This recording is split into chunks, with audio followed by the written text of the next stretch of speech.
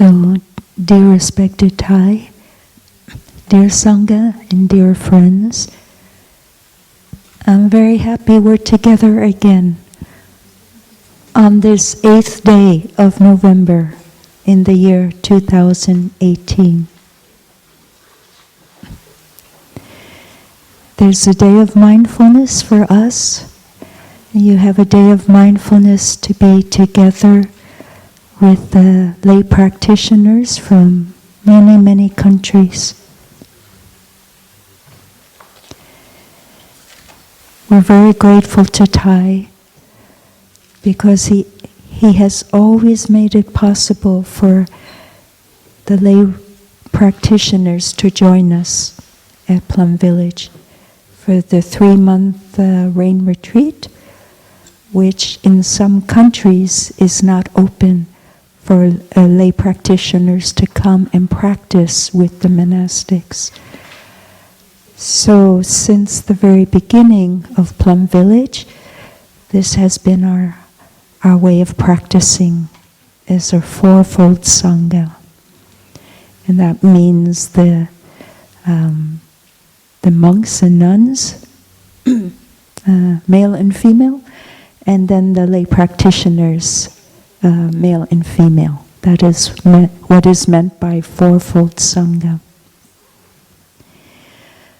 During this rains retreat, we have been offering our understanding and ways of practicing the 14 mindfulness trainings every Sunday. And then on Thursdays, there's been a variety of teachings. So far we've shared the basic Plum Village practices, some of the Dharma doors, I believe such as beginning anew, shining light, guided meditations, reconciliation within families and relationships.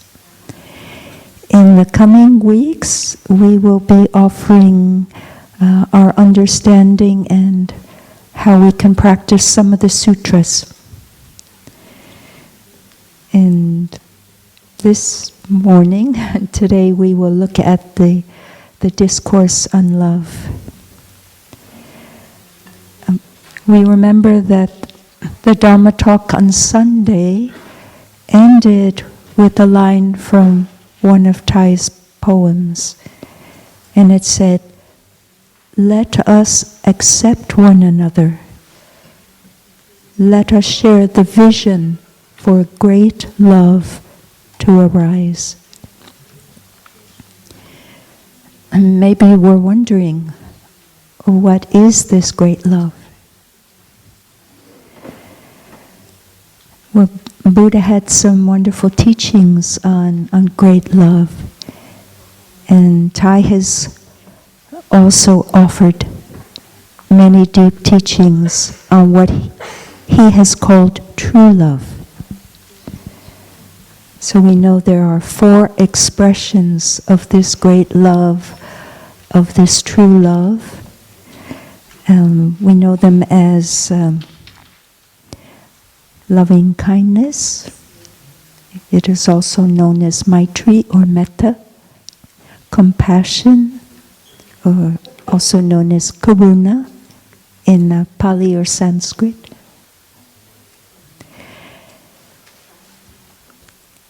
Joy, mudita, and then equanimity, upeksha.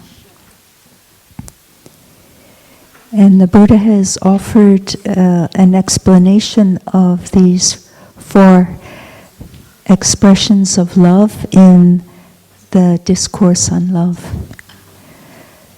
This discourse is available in all of our chanting books, Chanting from the Heart, and all of the translations in the chanting book. And it's found in the session on Monday morning. This text or this sutra is very important and really well loved and practiced in the Theravada traditions in Buddhism. So we think of the countries where source Buddhism, as Thai calls it, or original Buddhism, is practiced. And that is the country of Thailand, Vietnam, Laos, Cambodia, Sri Lanka, India, and Myanmar. Primarily the countries in Southeast Asia. And the text is in Pali language, and it's part of their daily practice to chant this discourse, this sutra. I discovered that there are 20 translations of this text into English. 19 were available on the internet, and then the 20th is the one that Thai and Sister Chanduk did, or Sister True Virtue, Sister Annabelle. And to me, it's the most beautiful.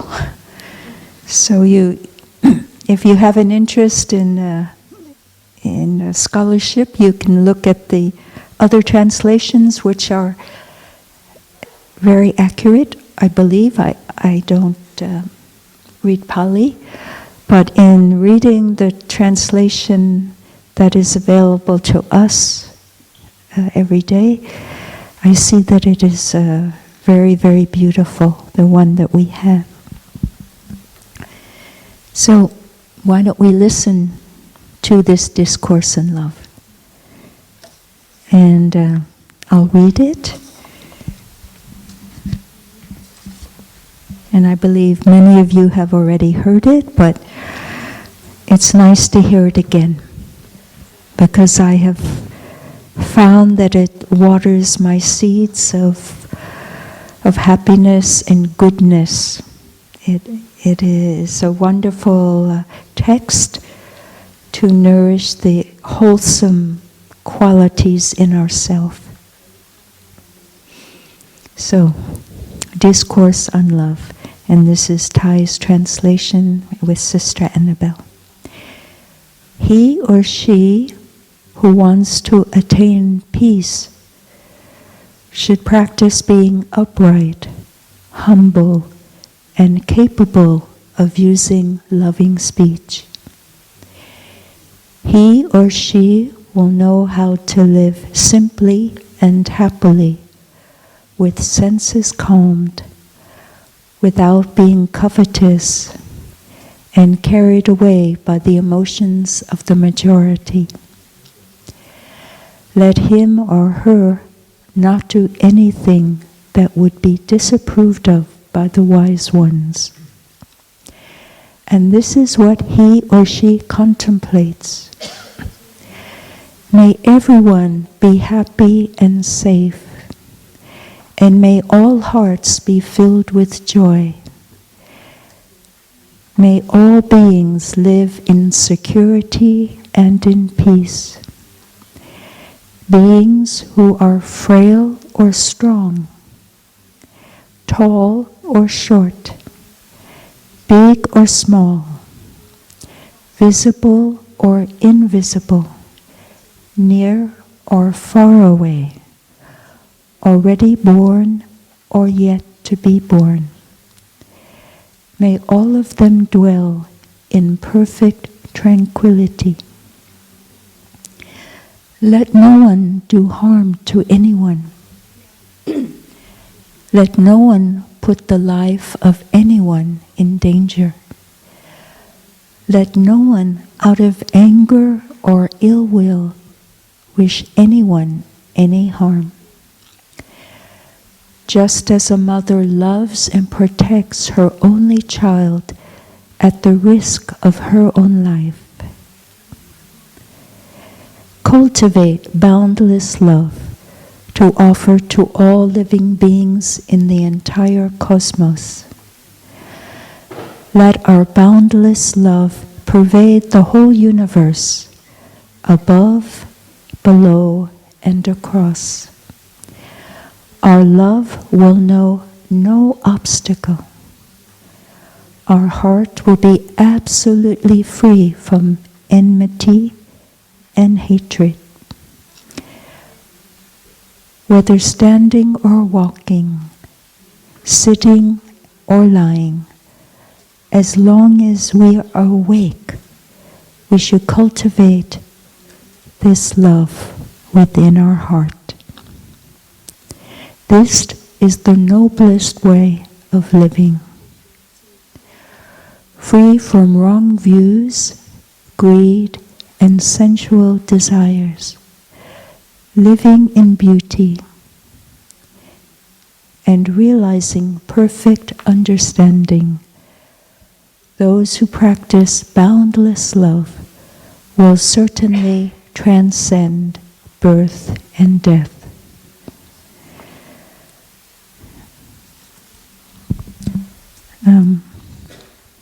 I discovered that this sutra grew within me. I heard it the first time and I thought, oh, it's very lovely, very nice, but how can I practice it? It seemed to be a real challenge to have all these qualities and to be able to practice boundless love. So what I did is I read it very often.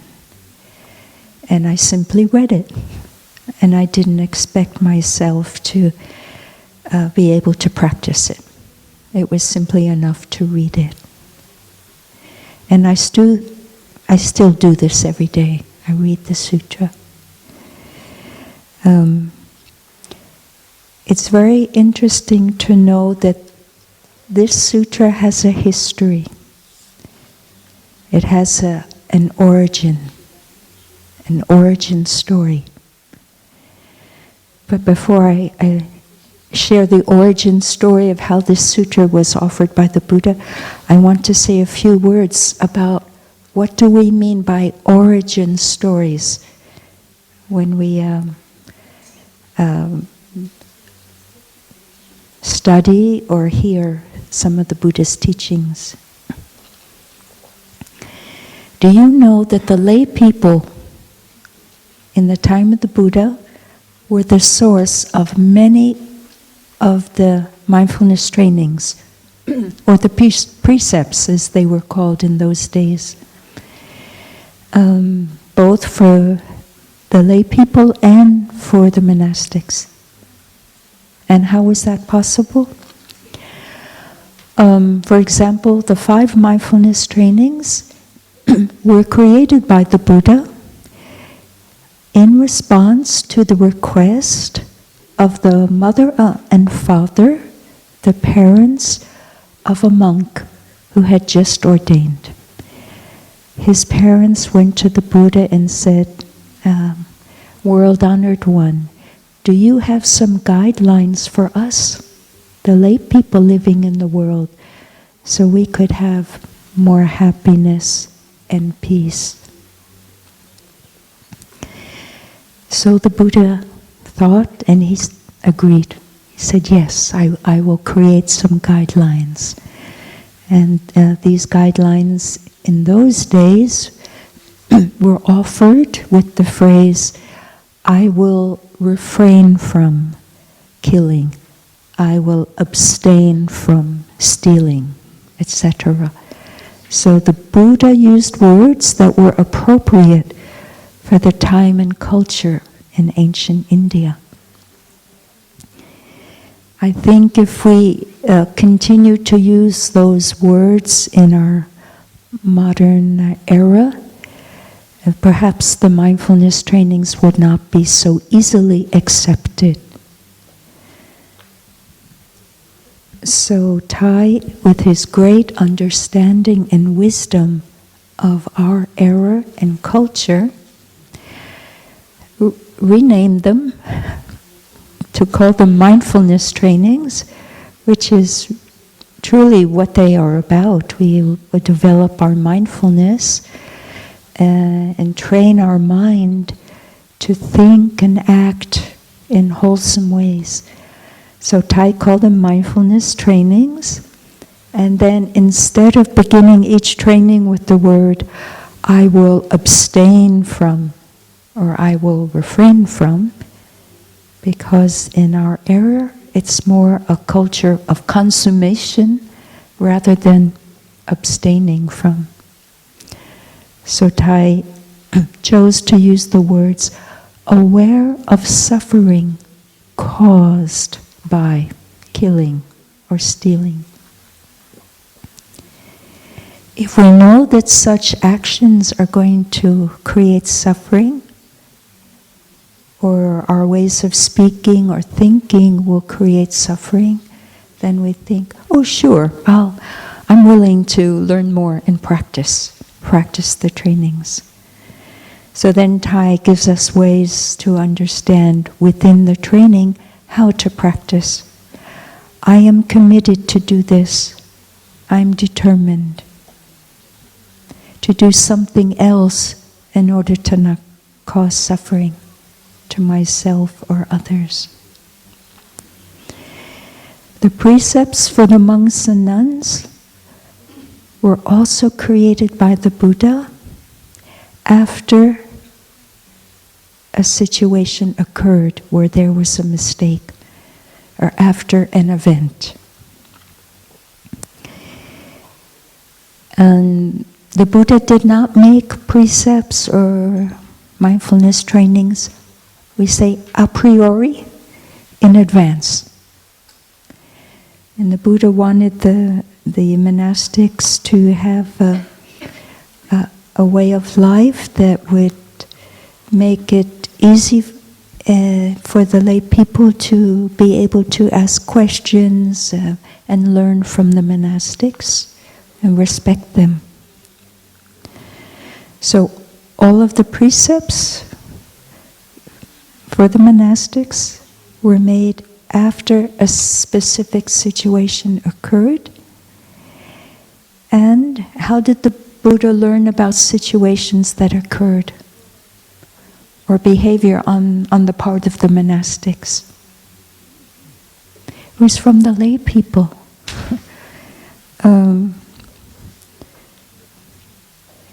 The lay people, when they observed or heard how the monks and nuns were speaking or acting, if they were not pleased with it, if they were not happy, they would go to the Buddha and tell him, this is what we saw, this is what happened. And then the Buddha decided that he did not want his monastics to make the same mistake. So he made precepts for them. We have to understand in the beginning, the monastic sangha was forming. It was brand new. So they didn't know too much about how to be monastics. So gradually they learned, Buddha learned, and the monastics learned about what would be the most appropriate way of life for them. And the Buddha created mindful manners as appropriate codes of behavior And we're all very grateful to the lay Sangha in those days for helping the Buddha and the other monastics know what they thought would be appropriate behavior. Let us enjoy just a moment to come back to ourselves, and we'll listen to one sound of the bell for a moment of mindful breathing.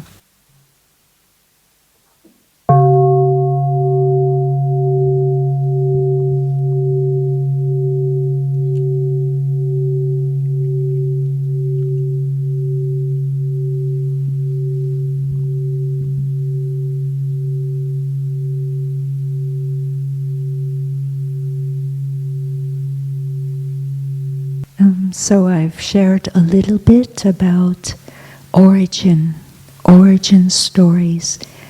And the precepts for the monastics, they all have an origin story.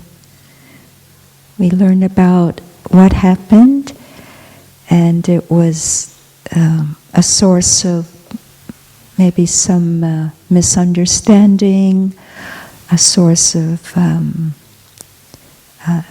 people not being happy, and so a guideline was created, an origin story. And I've used the example of the mindfulness trainings for the lay and the lay Sangha, and then monastic mindful manners and precepts for the monastics. And also I've, with great appreciation and gratitude, let all of you know how important you are for our practice, and you were instrumental in the time of the Buddha for helping formulate the appropriate code of behavior for monastics. I want to add that other monastics also went to the Buddha to share what they saw other monastics do. So it wasn't just the lay people going, it was monastics also letting the Buddha know. And I think the Buddha was very busy, wasn't he? Not only teaching, but receiving all of these reports on how people were acting and speaking and thinking, etc. So the Buddha listened, I'm sure, very deeply, and then reflected. So from the time of the Buddha, he established the fourfold Sangha of the monastics and the lay people practicing together and supporting one another in their practice. So now I'd like to share with you the origin story of this sutra. It is said that on one occasion, some 500 bhikkhus, meaning fully ordained monks, after receiving some instruction on meditation, such as awareness of the breathing, which is what Thai has chosen for our basic meditation practice, the Anapanasati Sutra.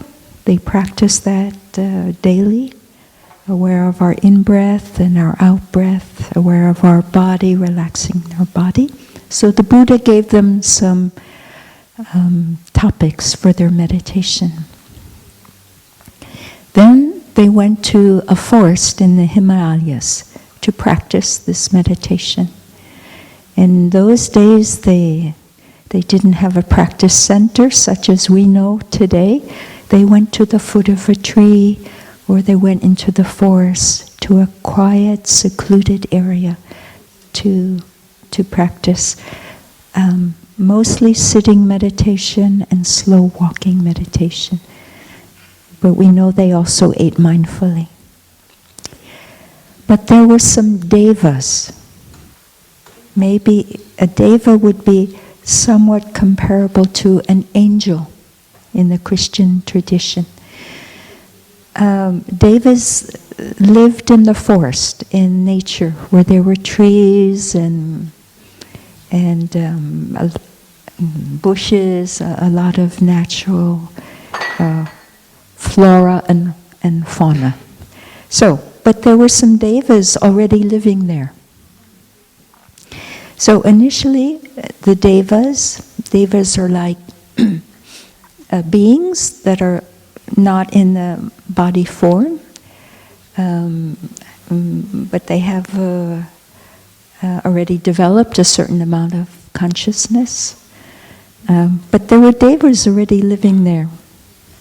In the beginning, the devas tolerated the presence of the monks. But they saw that the bhikkhus were planning to stay there and practice meditation. And they had no intention to leave.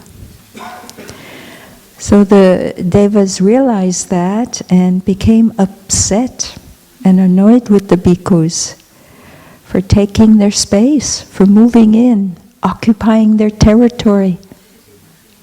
So what did they do? The devas made fearful sights and horrible sounds that agitated the 6 sense organs of the monks. And they did this at night to frighten the monks so they would go away. The bhikkhus were so disturbed that they got sick and they couldn't make any progress in their meditation. So they decided to leave the forest to return to the Buddha.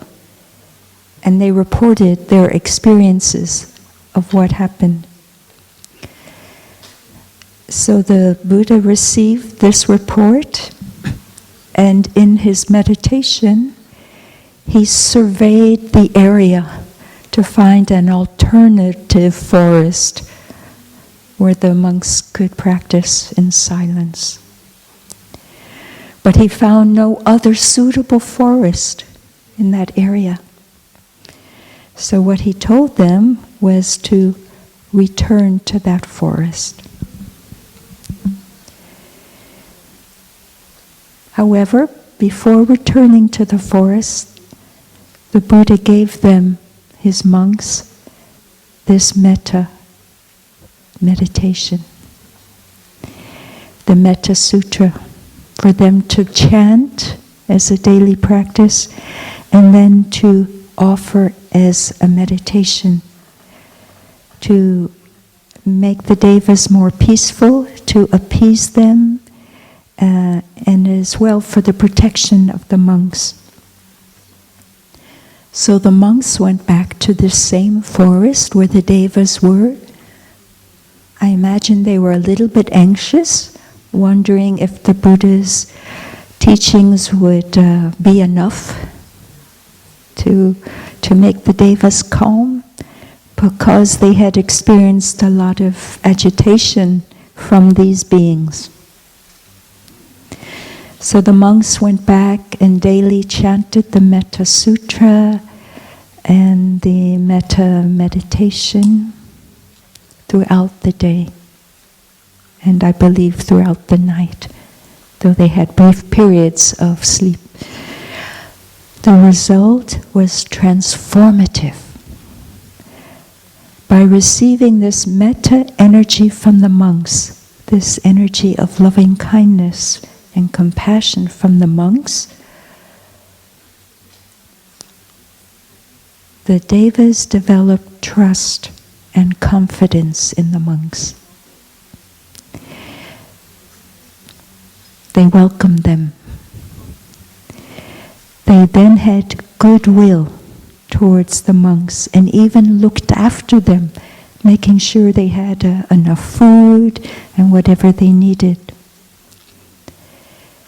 And the monks were also able to develop these qualities in themselves and offer to the deva their friendliness, their good wishes, their kindness, and their peaceful presence that help calm and water the best seeds in themselves, but also in the hearts and minds of the devas.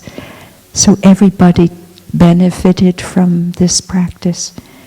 And it is said that after this 3-month period, the rains retreat, that the bhikkhus spent with this meditation in the forest with the devas, it is said that all 500 bhikkhus became arahats. And in the Theravada tradition of Buddhism, an arahat is a person who has purified all of their afflictions, such as greed, hatred, ignorance, has developed to the highest extent possible. Become an arahant. You have no more afflictions. I believe it's just before becoming a Buddha. But being an arahant is pretty good. So they had good fruits of their practice of this metta meditation.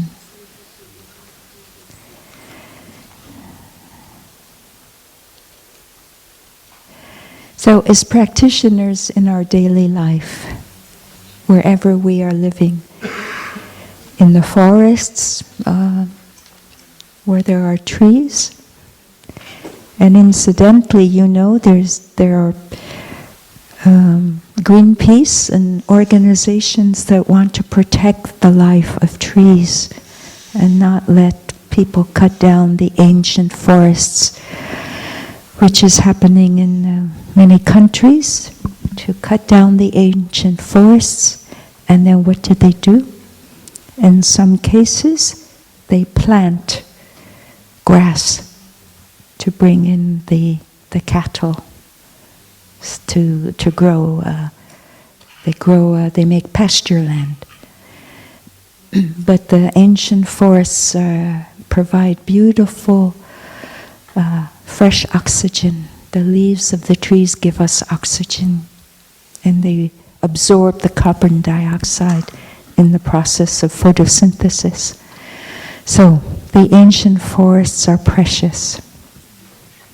So whether we live in the ancient forests or in the cities, there are practices that we can do related to this Metta Sutra. And I reflected on how I could share this sutra this morning. And the only thing I could think of was to do what Thai did. Because during the winter retreat, the 3-month rain retreat, Thai would choose a sutra. And then he would take short sections of the sutra and then share some commentary on each section. So I hope that's all right with you if I simply do what Thai did, and we'll listen to some commentary on this sutra, and then we'll learn about this meditation that is based on the sutra, the Metta meditation. So let us just take a moment to stretch or change your sitting position if you wish, or sit in a chair if that would be more comfortable. We'll have a sound of the bell to reconnect us with ourselves and with one another. Because when we all breathe together at the same time, we're creating a collective energy of mindfulness, a collective energy of concentration that is shared. It's an interbeing experience.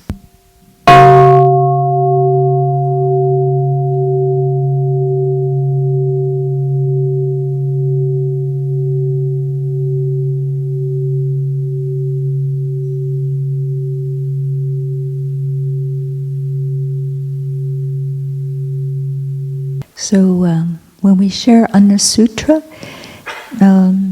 it's a different kind of sharing sometimes. So I appreciate just your willingness to listen, and whatever results is also okay. So it begins with, he or she who wants to attain peace should practice being upright, humble, and capable of using loving speech. So the beginning of this sutra gives us an opportunity to think about how we can live simply and happily, how to speak lovingly. We know we have the mindfulness trainings to help us speak lovingly.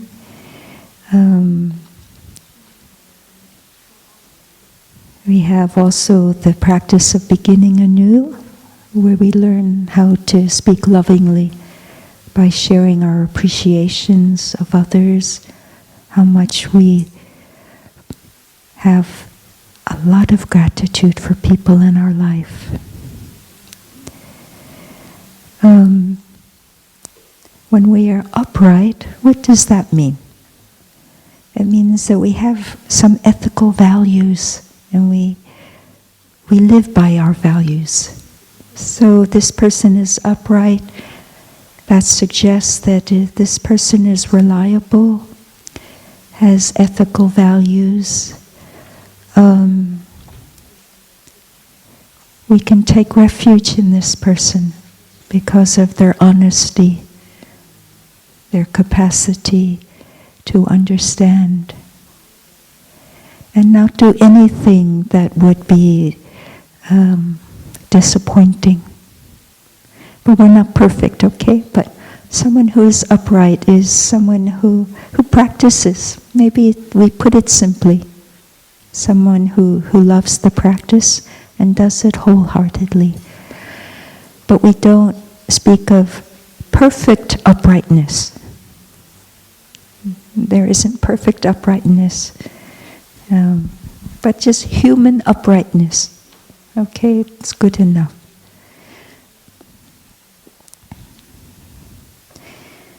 We don't covet or want what others have in a simple lifestyle. We have enough. There's the Sanskrit word samtusta.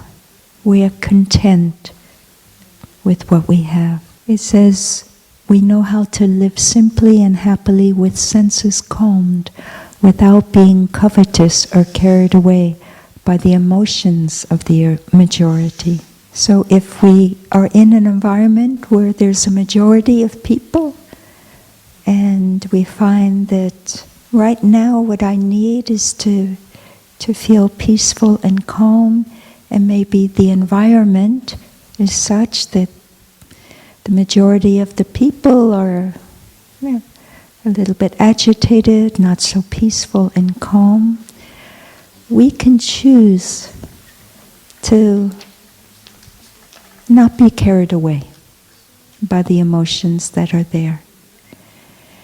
But we're not going to judge at all the emotions of the majority. We simply observe, and that's bare attention. We observe what is there.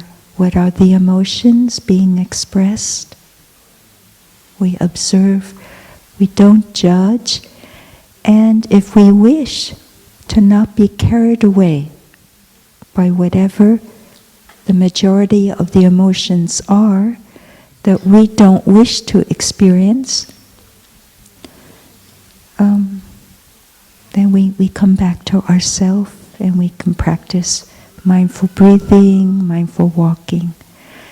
Sometimes we feel that we'll have to step outside, and that's certainly okay. To not be carried away in certain environments, we can choose to find temporarily another environment. We step outside and enjoy mindful walking, mindful breathing. We learned about protecting our 6 sense organs. The sutra says, with senses calmed. So that means that whatever we see, hear, taste or touch, if it has the effect on us of creating agitation or making us upset, where we're no longer peaceful, then we want to think of how I can protect my eyes or my ears so they're not going to continually receive this stimulation. And we learn how to do this gradually. Then we learn about the environment and how I'm feeling. And to do this, we become aware of our body. And if we're having emotions come up in us, such as worry, anxiety, anger, or fear, we can keep our stability, we can keep our peace. And that is, in a sense, the practice of keeping our six senses calm. We keep our stability and we keep our peace. In a situation where I am the minority and I'm in an environment where others are the majority, I accept being minority. Okay? In our daily lives, you may be a minority at work or at school, and you're invited to join your colleagues on Friday for, they call it happiness hour or something like that. It means going to the bar. Yeah. And you're a practitioner and you practice the 5 trainings. Well, what do? You say, okay, I'm a minority. What do I do? So if you know your practice is solid enough, and you won't be carried away by spending some time in the bar or a bistro or wherever it is, if you have confidence in your practice, then you can go. It's all right. But the big challenge is, what do you order to drink? This is the challenge, okay? Yeah. I leave that to you to find ways to be a minority with the majority of your friends or colleagues or family members when you share Christmas or New Year's with them. And maybe that would be something to share in a Dharma sharing group at some point. How to be a minority and still take refuge in our practice. But it's fine to be a minority. Don't feel upset or feel that if I'm a minority, I can't succeed in my practice. You can. And it's just your experience of yourself practicing mindful breathing and mindful walking. That gives you the assurance that my practice is there in me. And we don't have to speak.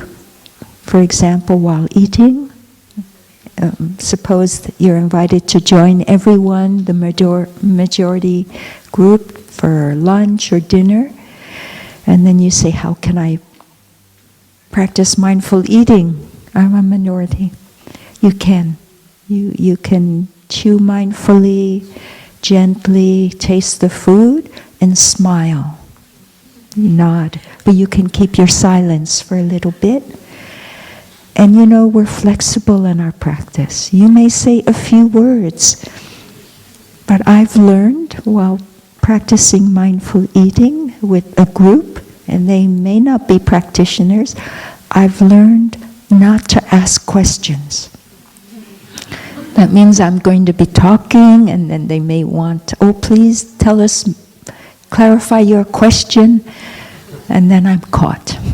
I'm talking more during a mindful meal with friends or with people who may not know our practice so well. So, We know that we can live simply and happily with a lifestyle of a practitioner.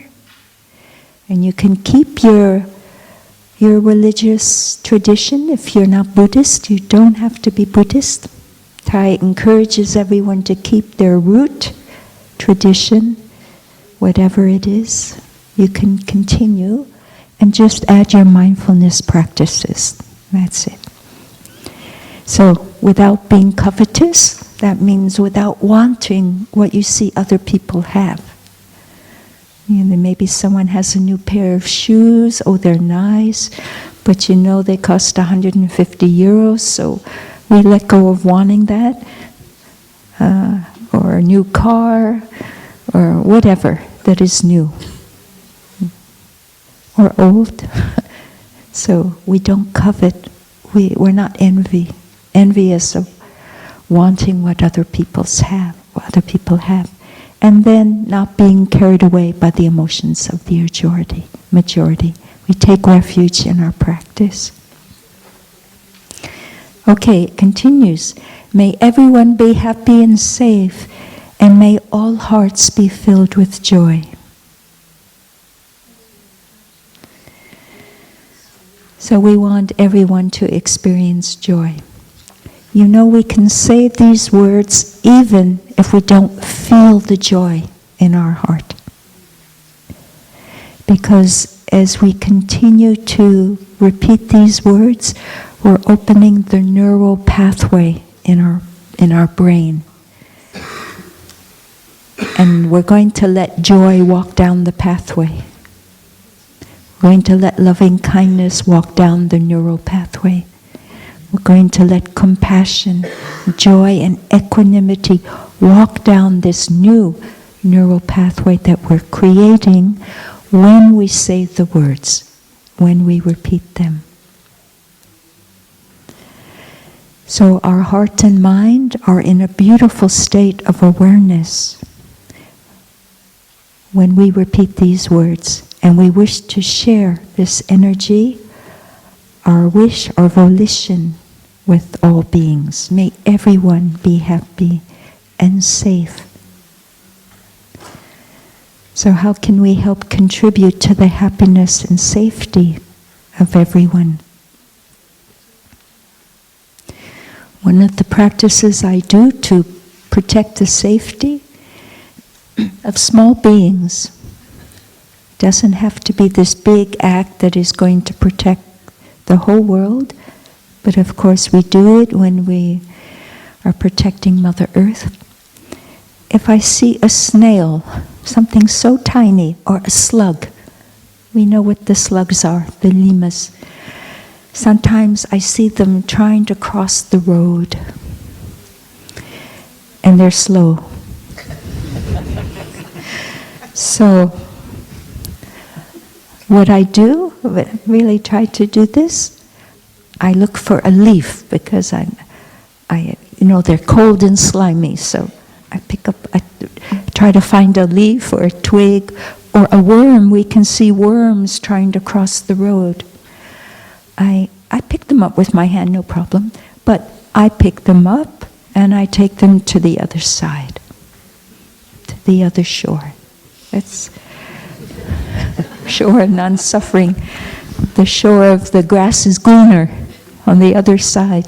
They're usually trying to go to the other side of the road where there's grass. And when I see them, they're walking slowly on the pavement. So I pick up the snails, the slugs, and the worms and take them to the other side. That's helping something be safe and happy. We know when we live in the present moment, we have many opportunities to see what is really there. We've let go of the past, where maybe there wasn't too much happiness, and we come back to what is in front of us, what is so beautiful. We have the autumn leaves. This morning there was the beautiful fog where we came from. There was mist, and everything was so soft. There was grayness and softness, and the mist was very beautiful. So it brings a lot of happiness when we're able to simply be there, to be there in the present moment. And for that, we let go of our thinking. I've discovered that helps a lot. To not think. Instead of thinking, I breathe in and out. When I notice a thought arising, I think, oh, a thought is there. Hello, my thought. Hello, my worry about the future. Hello, my regret about the past. Because all of this comes up naturally. The store consciousness continually sends these messengers up to our mind. These little messengers from the past. If something waters that seed. The store consciousness, the deepest level, alaya, will always let a seed manifest if we've watered it. So, to help protect us, to be happy and safe, we can be aware of what kind of seeds in my environment are being watered by what people say, what I listen to, what I hear, what I see. Okay? So to be happy, I really enjoy the practice of living in the present moment. I see the beautiful orchid. The orchid is there, just being an orchid. He or she doesn't have to do anything else but be present. And the orchid is there for all of us. So life is available for all of us. I would quote Henri Gide, the French writer, who said that God is available 24 hours a day. The question is, are we available to God? And I would then say, life is available to us. The beauties, the wonders,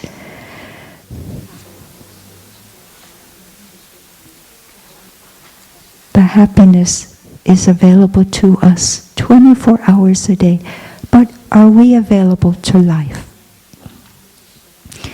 And Thai would often begin his talks by saying, breathing in, I know I am alive. Breathing out, I smile to life in me and around me.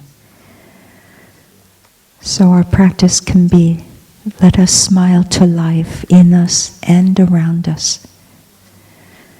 And life is all forms of life. All forms of life.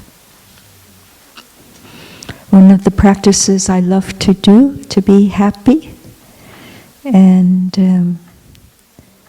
to water my seeds of happiness and feel at peace is whenever I come to Upper Hamlet, if time permits, I enjoy walking around the lotus pond you have here.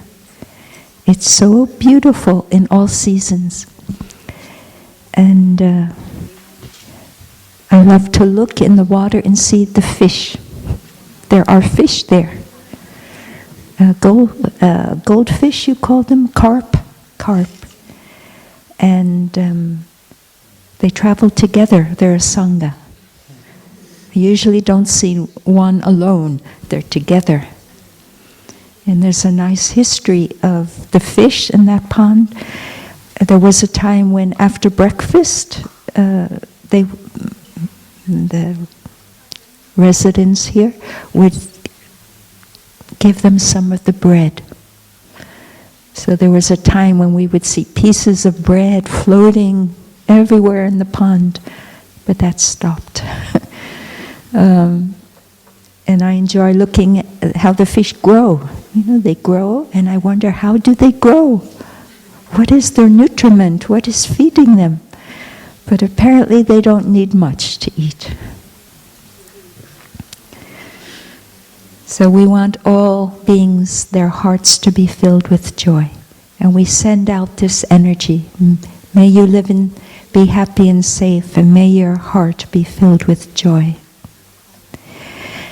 It continues, may all beings live in security and in peace. So we want this for everybody. We want our children to experience security and peace in society, of course at home and at school. We want our sanghas, our family, our friends. So we discover with our practice of being peaceful and knowing how to transform our strong emotions into peace and happiness, we can contribute to the security and peace of all beings.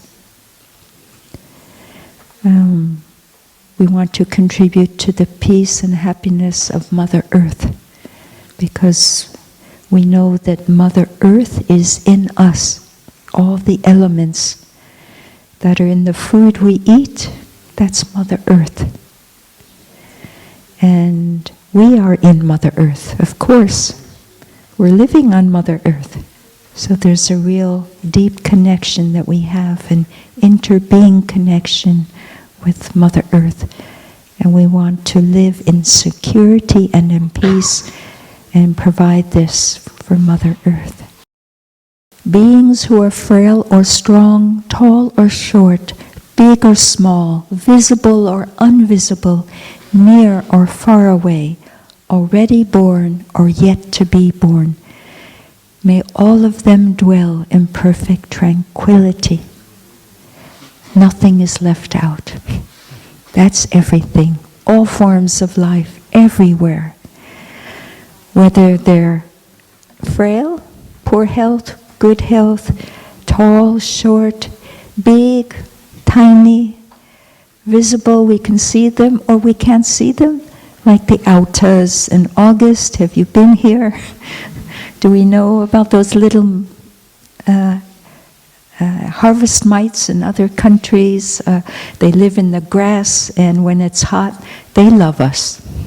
And they bite, and then we itch.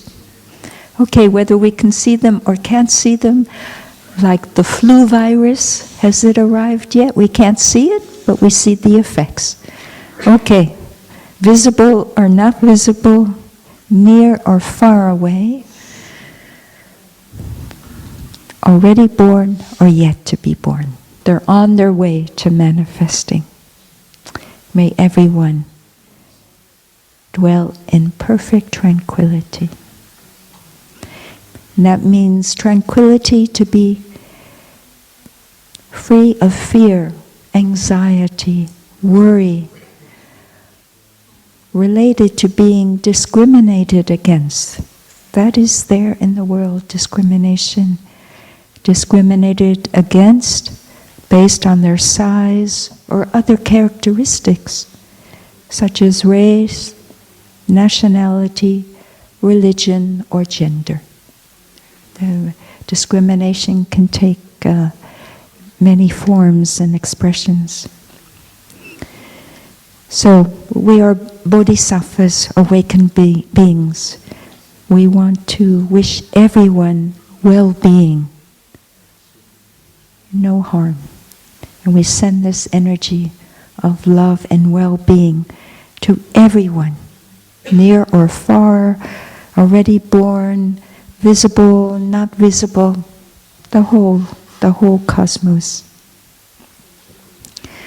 I want to mention something that there are bodhisattvas everywhere now, so it's very encouraging.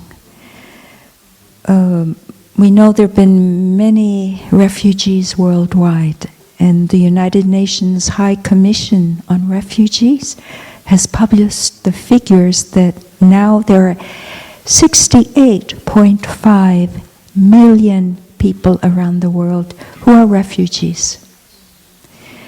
25.4 million have had to settle in different countries, and more than half of them are now under 18. And we've learned that the United Nations High Commission on Refugees has a staff of 11,517 people, and I've called them bodhisattvas. But they're out there helping. They're a rescue at sea. There are boats out there rescuing people. We know during the war in Vietnam, Thai and Suko Chang Kang perhaps were the first to start the rescue at sea, hiring big boats to go out at sea and save the refugees. So this bodhisattva practice continues. And some of these bodhisattvas we have the honor to meet at Plum Village. You may be those bodhisattvas already. You are there. You are bodhisattvas. It's just we don't know it. But during the summer retreat, we had the honor of meeting some of them. But they're ordinary human beings, but they have a great heart.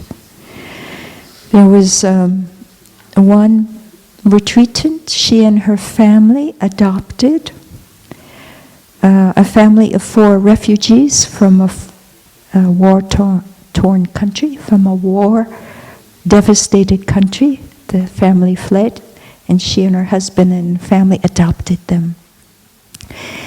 And, believe it or not, this summer, 2 dogs arrived at New Hamlet. It seems to be in the summer, the cats, the dogs, they arrive. So, 2 dogs were abandoned. They arrived at New Hamlet, and do you know what? She drove home with one of these dogs and her daughter in a small car. Now that's metta. That's this love. We learned there's a water company, a mineral water company in the Auvergne region of France. And they have been in partnership with UNESCO for more than 12 years to make clean, drinkable water available to the children and families in Africa, in the drought-ridden areas of Africa. And they say for every 1 liter of their water that we buy, they provide 10 liters of fresh, drinkable water in Africa. So this is metta, making it possible for everyone to be happy and safe and to protect their lives. So, just as a mother loves and protects her only child at the risk of her own life, let us cultivate boundless love to offer to all living beings in the entire cosmos. We learned that from the neuroscientists, there is a region in the brain where compassion is located, so to speak. And this area of the brain that they've identified as compassion is very, very close to the center for maternal love. That's interesting. So just as a mother will protect her only child, this is the love that can be instinctual, perhaps. I've seen pictures of lionesses protecting their cubs, mother dogs protecting their puppies, etc. And in my own personal experience, in listening to consultations when retreatants want to share about something in their life, how to practice with it, I have listened to many mothers and also fathers. And I've learned that they really love their daughters and their sons. There is really love there. No matter what age their children are, or no matter what their children are up to or have done, or if their children haven't talked to them for 5 years, 10 years, whatever, there can be suffering, of course, but I have heard and learn there is love there. There is this maternal and paternal love. But the difficulty is that sometimes the parent's suffering is just too great. The mother's suffering has just been too great over a long period of time, or she received the suffering from her parents and ancestors' suffering has been transmitted. So that is why they haven't learned how to express their love. And their sons and daughters may believe that their mother doesn't love them or their father doesn't love them. But it's my belief that the parental love is there. And that deep down inside of us, we can learn to forgive, if necessary, and love our parents when we understand and learn more.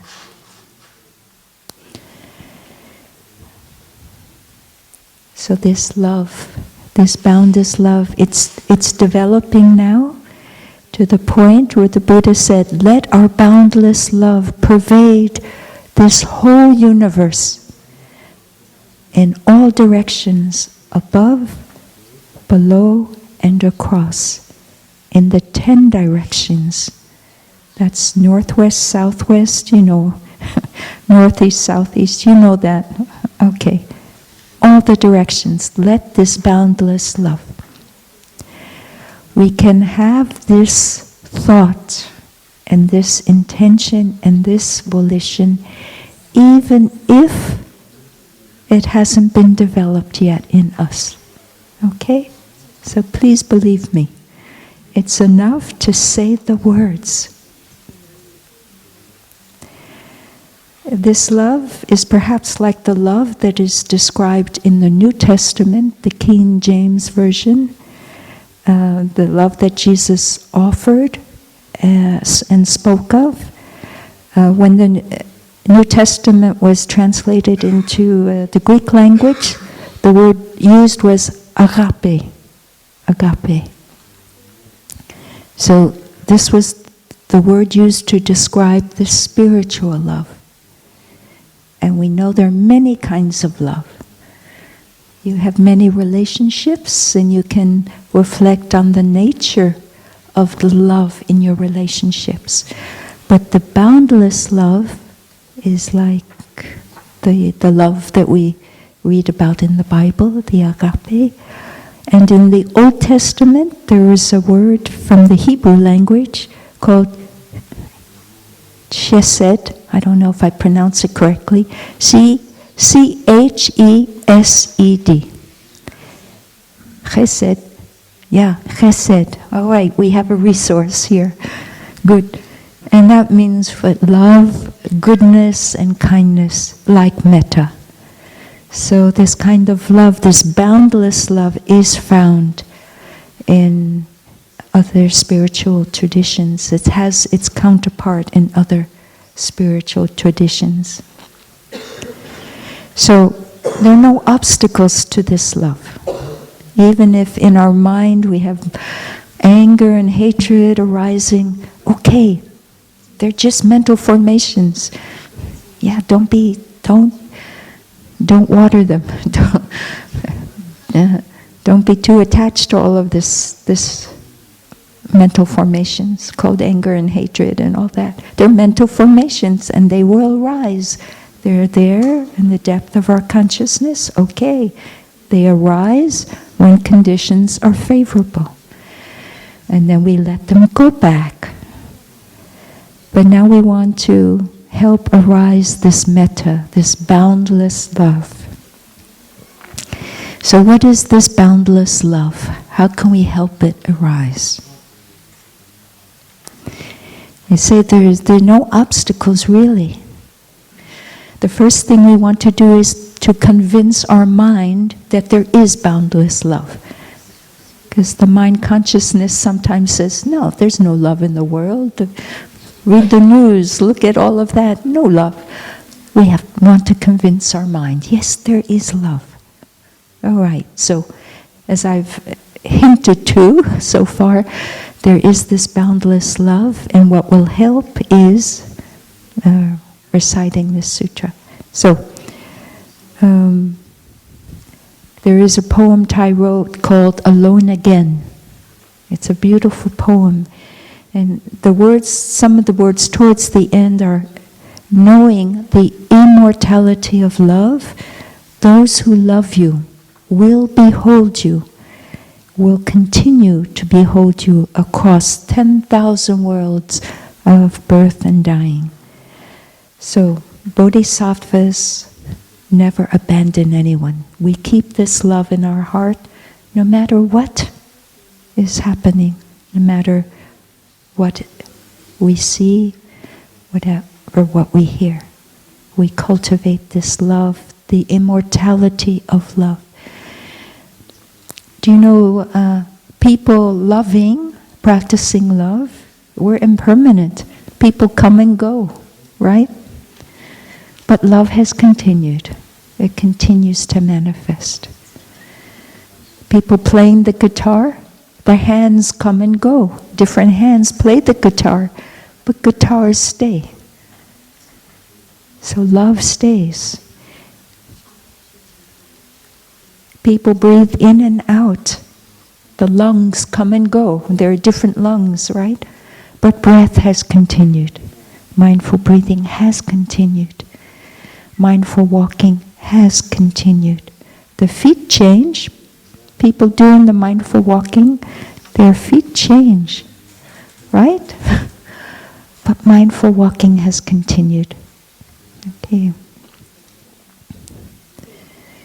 So living in beauty and realizing perfect understanding, those who practice boundless love will certainly transcend birth and death. So living in beauty and realizing perfect understanding, how can we live in beauty? You know, there's a Native American song, "Now I walk in beauty. Beauty is before me, beauty is above me, beauty is around me, above and below me." So there is beauty in the 10 directions. We can live in beauty, as I've mentioned, by living in the present moment. And the perfect understanding, to understand, we want to be able to stop for a minute, to practice stopping, which is vipassana. Okay? In the southern tradition, we stop, come back to ourselves with mindful breathing, and then we look deeply. And this is the understanding that will come when we have mindfulness, concentration, and then that will lead to insight. So let us practice now the first vipassana, the stopping, and we'll stop for a minute and breathe. And we'll hear a sound of the bell. And the bell is always this voice inviting us to come back to ourselves.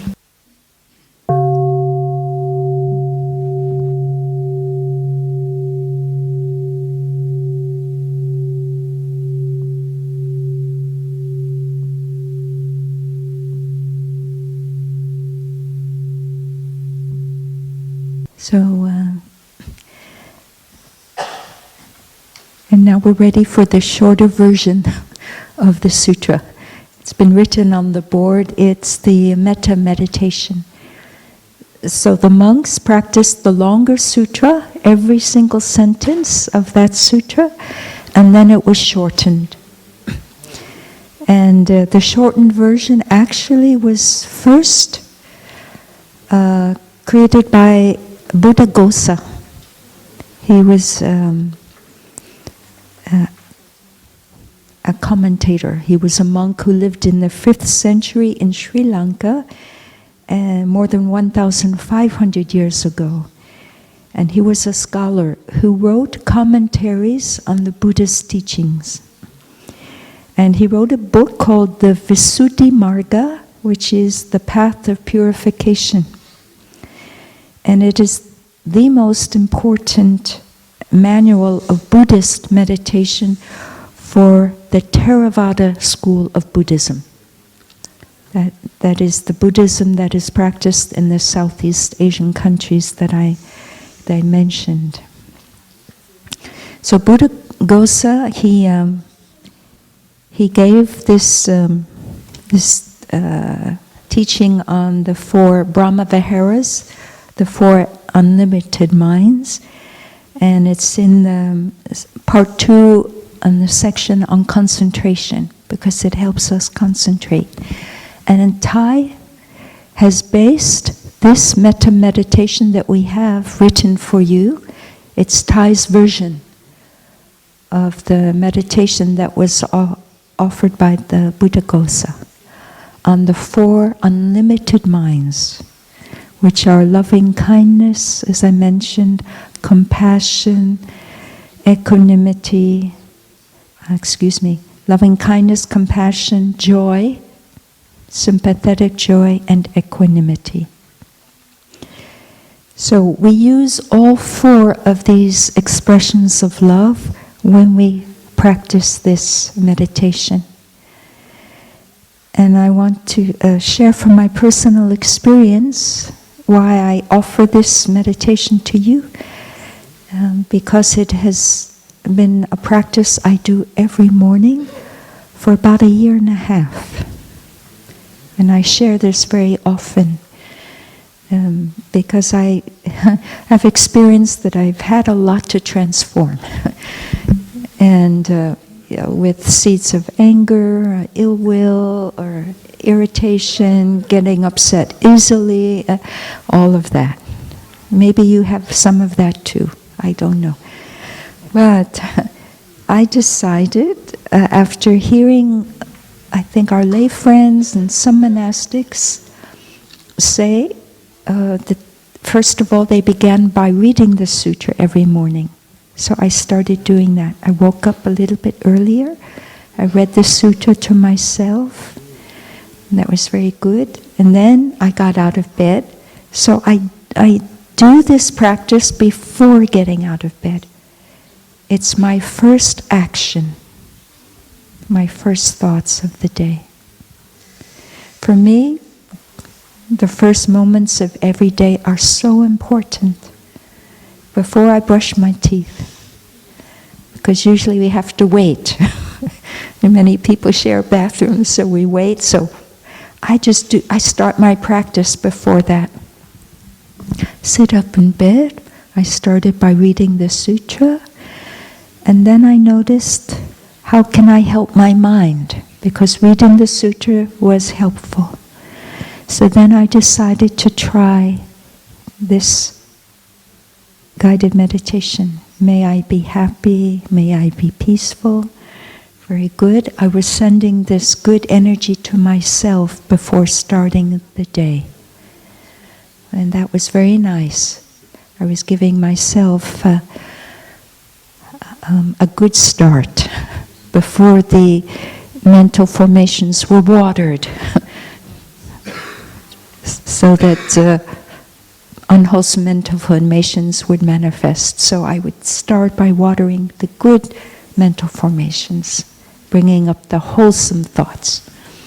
And then I noticed that sometimes in the Sangha, there were situations where there was disharmony, or 2 people were having difficulty in their relationship, or another sister wasn't happy with me, and I knew by the way she acted, she would turn away when she saw me, she would run away. And then I knew that doing beginning anew was not the right time, because verbal words were not acceptable, were not possible. Sometimes people's suffering is so great that whatever you say can water their suffering. And you have the intention of helping, and you speak lovingly and with good words. However, how people receive is based on how they perceive, okay? How they hear what you say is based on their perception. And what determines our perception? Past experiences. So we have past experiences with the tone of voice people have used, or what words they have used. And all of these past experiences are in stored consciousness. They are sleeping. So even if I approach someone who runs away and I say, oh, with kind words and gentle voice, she may hear it differently. Because in her past, people spoke with a loud voice and angrily. So I cannot control how people perceive. I have my intention, my motivation, but how people will perceive it, I don't know. But I observe. And if I see that words are not the best thing at this moment, what I started to do is this meditation. So in the morning I would say, I would have this person, I would see her, whatever. You can do this for family members, for roommates, for politicians, anyone. You think of this person, you have this person, and then you send this energy. So there is a part of this meditation that says, may you be happy, may you be peaceful. And you say every single line, may you be safe and free from accidents. And may you be free from your anger, your fear, your anxiety. And you can specify whatever it is you wish for this person, that they can transform. May you learn to look at yourself with the eyes of understanding and love. So very often we don't know how to look at ourselves with understanding and love. So we send this wish for this person. May you be able to begin to look at yourself with understanding and compassion. And may you be able to look at whatever is causing your suffering. Begin to look at it, because sometimes we can't. It's too scary. We can say, when the time is right for you, may you begin to look at your source of what makes you upset. And then we send the wish, may you learn how to recognize what will bring you happiness and joy. And may you learn how to nourish and be in contact with what brings you happiness and joy. And when you're able to do this, then may you continue to live with freshness, solidity, and freedom. You'll feel fresh, more fresh when you wake up. You'll have more solidity in terms of doing your practice and knowing the practice is helping. And you'll be more free from these moments of suffering. So I started to do this with a particular situation, and I continued, even though the present moment was difficult. And I did not go out of my way to have contact. I respected, I gave distance and space.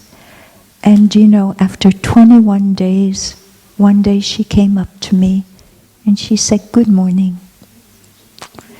So it has proven to be effective. There was this one situation that was really brought me a lot of confirmation that the practice helps, and I've seen how it helps in general. So if you don't know what to do, and really there's nothing to be done for the moment in a situation, there is something you can do. There's this practice of metta meditation. So it's just offered as a possibility. You don't have to. And you can take it step by step, or just read one sentence of the sutra. You can choose what sentence, or you don't read the sutra at all. You don't have to. And if you want to choose one sentence from the meditation, that's possible. Remember, we don't have to do everything all at once, like the 5 mindfulness trainings. We don't have to practice everything all at once. We can choose that which resonates in us. And we remember that this sutra and this metta meditation of universal love, sending our love everywhere, made it possible for the monks to go back to the forest and continue their practice for 3 months. So it calmed that negative energy. And we can offer this metta meditation in many situations. If any difficult relationship, it doesn't have to be that you're in a difficult relationship. It could be your parents, your brothers and sisters, whatever. It's possible. People who are ill. So it's possible to apply this. I'll mention also a metta practice of the 4 mantras of love that Thai has created. And you may also know these, that we say, I am here for you. You say that to someone. And that is, you're bringing happiness to the other. Okay, that's the first, that's loving kindness. You say this to someone who likes you. Don't say it to someone who doesn't like you. They won't be happy. Someone that you love. It's the mantra of love. 4 love mantras. Okay. Second one, I know you are there and I am happy. Okay? So this is the joy and the loving kindness. I know you are there and I am joyful. I am happy. Your presence brings me joy and happiness. Third mantra. I know you suffer, and that is why I am here for you. So now we're going to practice compassion of the 4 unlimited mind of love. Compassion. I see you are suffering. Compassion is wanting to relieve the suffering of others. You want to, and you are capable. Loving kindness is wanting to bring happiness to others. You want to bring happiness, and you are capable. So the third mantra of love is, I know you suffer. That is why I am here for you. So you have compassion, you want to relieve their suffering, and you offer enough of your happiness to be able to relieve their suffering. I can be there for you. I have enough happiness and compassion. I want to relieve your suffering. That's why I come to be with you, or I call you, or whatever. The 4th mantra of love is, I suffer, please help. Please help me. So this is when we're suffering and we need others' compassion to help us. But we want to ask people who like us. Okay? All right, so we call on others, our Sangha, our friends, our loved ones, and we let them know, I'm in a difficult situation. You can help me by doing the following. So we call on not only compassion, but their loving kindness and their joy at being able to help us. So loving kindness, compassion, joy, the equanimity is the practice of non-discrimination, not taking sides, and including everyone. So that's the 4th aspect of unbounded love, is that our heart is wide and big. It includes everyone, no discrimination.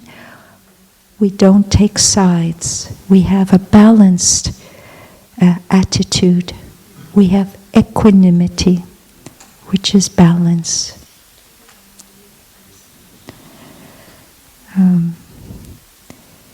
We've heard about the beginning a new practice, and that's also practicing loving kindness, bringing happiness with our words, with listening, being able to say, I'm sorry. So we're practicing compassion by apologizing for mistakes so we can relieve their suffering at our mistake. We have compassion enough to apologize. And we share our difficulties, so that gives them a possibility of understanding and opening their heart of equanimity, so that they will understand and have a better possibility of accepting our difficulty. Share our suffering, our hurts, so we call on their compassion for that, and their understanding and equanimity. So loving kindness, compassion, joy, and equanimity are seeds that we have, all of us. They're in the store consciousness. We just want to be able to water them daily, if you wish, so that they will manifest and become stronger and stronger.